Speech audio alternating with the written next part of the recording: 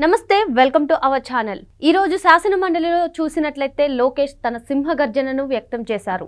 తన తల్లిపై అవమానం జరిగింది కాబట్టే తన తండ్రి నారా చంద్రబాబు నాయుడు గారు శాసన మండలి నుంచి వాకౌట్ అయ్యారని చెప్పారు. ఈ విషయంపై చర్చించడానికి మనతో పాటు ఉన్నారు సీనియర్ జర్నలిస్ట్ డివి శ్రీనివాసులు గారు. సార్ నమస్తే. సార్ నమస్తే. సార్, నిండు సభలో చంద్రబాబు నాయుడు గారి సతీమణి నారా భువనేశ్వరి గారిని అవమానించినందుకే నా తండ్రి శాసన మండలి నుంచి వాకౌట్ చేయడం అనేది జరిగింది అని ఈరోజు శాసన మండలిలో నారా లోకేష్ గారు అయితే తన ప్రసంగాన్ని ఒక సింహగర్జన చేసినట్లు చేసి చెప్పారు. దీనిపైన మీ స్పందన ఏంటి సార్? అంటే చంద్రబాబు ఇది అసెంబ్లీ నుంచి బయటికి రావడం, దాన్ని ఇప్పుడు జగన్మోహన్ రెడ్డి గైర్హాజరు కావడాన్ని కంపేర్ చేస్తున్నారు.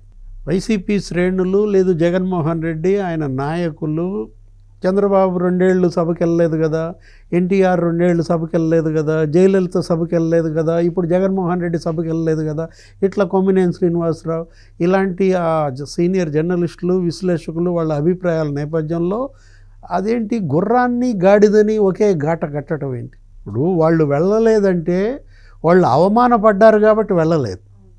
ఎన్టీ రామారావుని అవమానించారు కాబట్టి ఆయన సభకి ఆయన గైర్హాజరయ్యాడు, రానని సవాల్ చేశాడు. అట్లాగే జయలలితను అవమానించారు, ఆమె చీర లాగారు సభలో.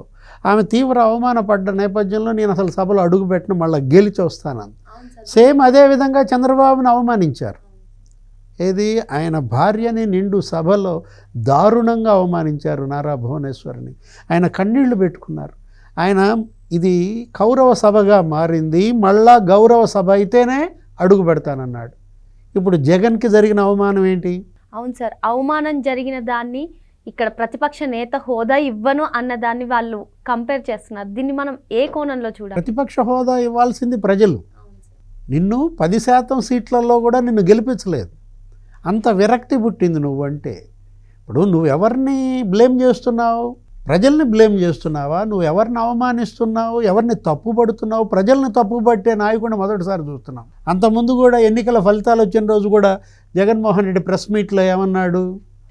60 లక్షల రైతుల ఓట్లు ఏమయ్యాయి, 53 లక్షల మహిళల ఓట్లు ఏమయ్యాయి అంటే రైతులను అవమానించటం, మహిళలను అవమానించటం. ఓటు అయినటువంటి వాళ్ళని అవమానిస్తాడా? ఇప్పుడు నీ పరిపాలన నచ్చలేదు, నీ వల్ల వాళ్ళు ఇబ్బందులు పడ్డారు, వేధింపులకు గురయ్యారు, జైళ్ళకు వెళ్ళారు. నీ వల్ల బాధితుడు కాని వర్గము, బాధితుడు కాని కుటుంబం లేనప్పుడు విరక్తితో 93% వాళ్ళని గెలిపించారు సీట్లలో. నిన్ను 6% సీట్లకే పరిమితం చేశారు. 57% ఓట్లు ఆయన వాళ్ళకేశారు. నిన్ను 40% ఓట్లకే పరిమితం చేశారు. అదేంటి? ప్రజల యొక్క నిర్ణయం, ప్రజా తీర్పునే జగన్ కాదంటున్నాడా? ఇప్పుడు నువ్వు సభకి వెళ్తే వాళ్ళు నీకు మైక్ ఇవ్వకపోతే గొడవ చేయి, గగ్గోలు పెట్టు, కన్నీళ్లు పెట్టుకో, అవమానం జరిగిందని చెప్పు, ప్రజలు నీ వైపు ఉంటారు. అసలు సభకే వెళ్లకుండా అశోక్ గజపతిరాజు అది ప్రశ్నించారు, కేంద్ర మాజీ మంత్రి, సీనియర్ మోస్ట్ పార్లమెంటేరియన్. నువ్వు సభలో నీకేం అవమానం జరిగిందని నువ్వు ఎగ్గొడుతున్నావు? ఎన్టీ రామారావుని అవమానించారు కాబట్టి ఎగ్గొట్టారు, జయలలితను అవమానించారు కాబట్టి ఎగ్గొట్టారు, చంద్రబాబుని అవమానించారు కాబట్టి ఆయన బాయ్కాట్ చేశాడు. నువ్వు కూడా వెళ్తే అవమానపడితే బాయ్కాట్ చేస్తే అర్థం ఉంది. ఇదెక్కడి వితండవాదం? ఈ టైప్ ఆఫ్ ప్రవర్తన ఏ రాజకీయ నాయకుడిని, ఏ ఎమ్మెల్యేని, ఏ పార్టీ అధ్యక్షుడిని, ఏ మాజీ ముఖ్యమంత్రిని చరిత్ర చూడలేదన్నమాట. ఇప్పుడు జగన్మోహన్ రెడ్డి ఇవాళ గైర్హాజరు కావటం అది రాజకీయ ఆత్మహత్య. అందరూ తిడుతున్నారు, సొంత పార్టీ వాళ్ళే విమర్శిస్తున్నారు. ఇవాళ వాళ్ళ ఎమ్మెల్యేలు మిగతా 10 మందికి వెళ్ళాలని ఉంది. నీ వల్ల వాళ్ళు ఆగిపోయిన పరిస్థితుల్లో వాళ్ళేంటి పక్క చూపులు చూస్తున్నారు. ఇప్పుడు జగన్మోహన్ రెడ్డి గైర్హాజర్ని, చంద్రబాబు బాయ్కాట్ని ఒకే ఘాట కట్టడం పైన లోకేష్ ఫైర్ అయ్యాడు. నా తల్లిని అవమానించారు, నా తల్లిని అవమానిస్తే కూర్చోమంటారా అని ఇవాళ శాసన మండలిలో నిప్పులు గక్కాడు.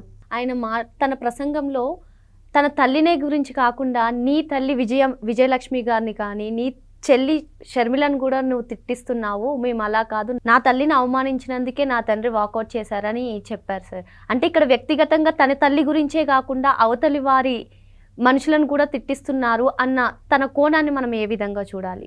అంటే తన తల్లిని అవమానించారనే బాధ, ఆవేదన, అదే కాదు, అసలు ఏ తల్లి ఈ అవమానం ఈ బాధ పడకూడదు అని అతని తపన. లోకేష్ ఇవాళ ఈ ప్రసంగంలో ఇవాళ అతను చేసినటువంటి ఫైర్ అయినటువంటి విధానంలో మనకు కనపడుతుంది ఏంటంటే, నేనెప్పుడూ నీ తల్లిని అనలేదు, నేనెప్పుడూ నీ చెల్లెలను అనలేదు, విజయలక్ష్మిని కానీ లేకపోతే షర్మిల లేకపోతే సునీతలని ఏనాడు లోకేష్ కానీ తెలుగుదేశం ఎమ్మెల్యేలు కానీ తెలుగుదేశం ఎంపీలు కానీ కించపరిచే మాటలు, కించపరిచే పోస్టులు, ఈ మార్ఫింగ్ ఫోటోలు. ఇవాళ ద్వారంపూడి చంద్రశేఖర్ రెడ్డి నారా భువనేశ్వర్ని అనరాని మాటలు సభలో అన్నాడు. మేము వాళ్ళకి మద్దతు పలకలేదు కదా అంటాడు బొత్స సత్యనారాయణ. మద్దతు పలకలేదని నువ్వు చెప్పటం ఏంటి?